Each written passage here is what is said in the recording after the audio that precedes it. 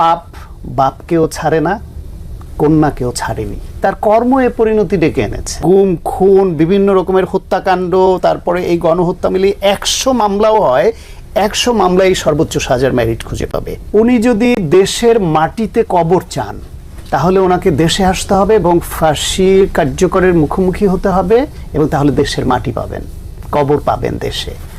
আর যদি ফাঁসির হাত থেকে বাঁচতে চান তাহলে ওনার মৃত্যু দেশের বাইরে হবে, দেশের মাটি ওনার কপালে জুটবে না। সাহেবের মতোই একটা বিষয়ে আমারও একটু স্পর্শকাতরতা আছে, যে আমি সাংবাদিক শফিক রেহমানের ফলোয়ার। এই বিষয়ে আপনার নিশ্চয়ই মনে আছে, তিনি মৃত্যুদণ্ড যুগে যুগে দেশে দেশে নামে একটা বই লিখেছিলেন অনেক আগে।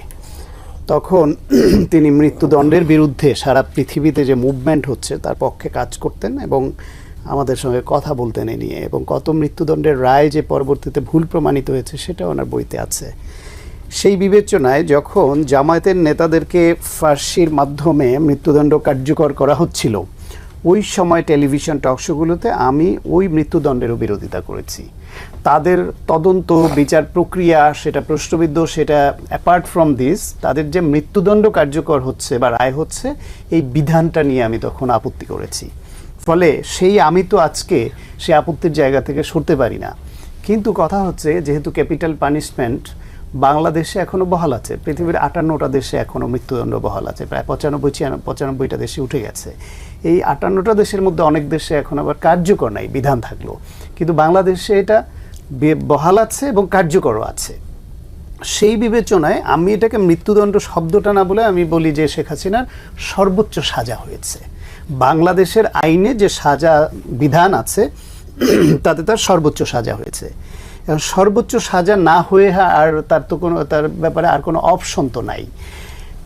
শেখ হাসিনাকে যদি 100 ইন্ডিভিজুয়াল মামলায় 100 বার সর্বোচ্চ সাজা, সেটা মৃত্যুদণ্ড, ফাঁসি যাই বলেন, সেটা দেওয়া হয়, তাহলে সেটা কম দেওয়া হবে।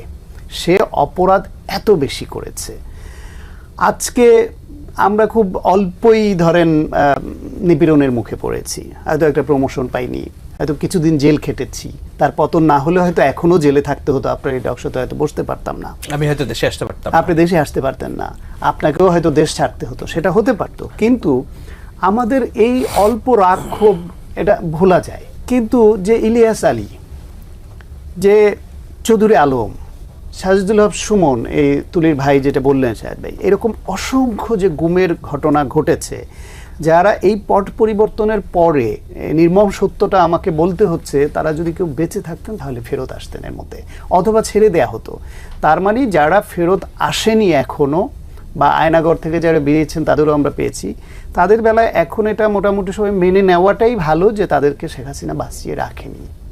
তাহলে এই যে ভিকটিম, যাকে মারা হলো, তার ফ্যামিলি মেম্বার যারা, তাদের চোখের জলের কোনো দাম নেই। রাষ্ট্রকে তো সেইটা পুষিয়ে দিতে হবে আইনানুগ বিচারের মাধ্যমে।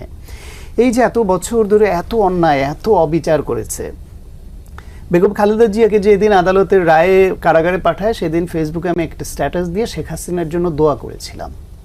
দোয়াটা ছিল যে আল্লাহ যেন ওনাকে ক্ষমতা থেকে যাওয়ার পরে অন্তত 2-1 বছর বাঁচিয়ে রাখেন।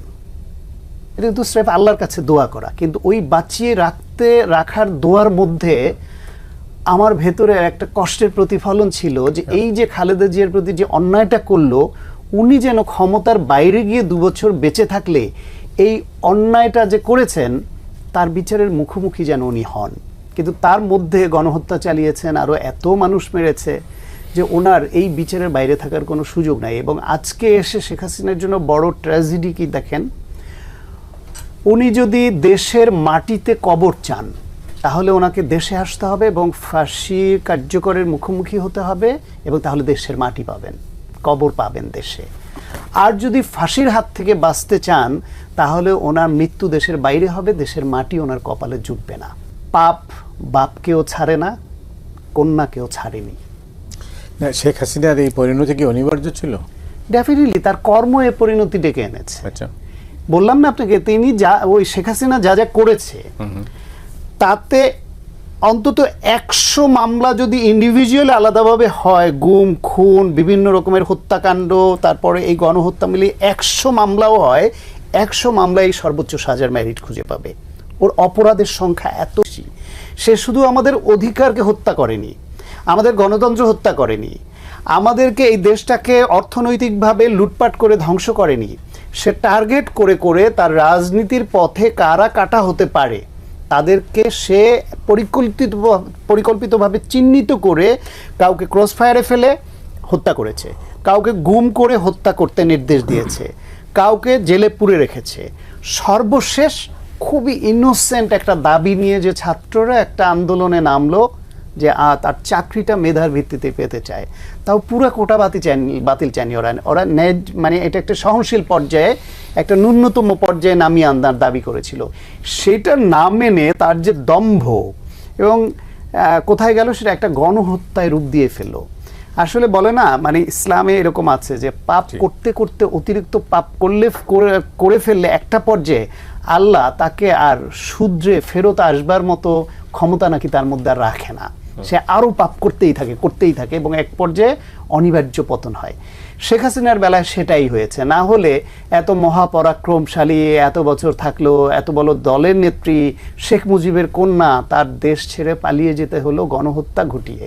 এবং আজকে এই ট্র্যাজেডি, তাকে বেছে নিতে হবে, হয় মৃত্যুদণ্ডের আদেশ কার্যকর করে দেশের মাটি ভাগ্যে জুটাইতে হবে, অথবা মৃত্যুর পরেও দেশের মাটি তার ভাগ্যে জুটবে না।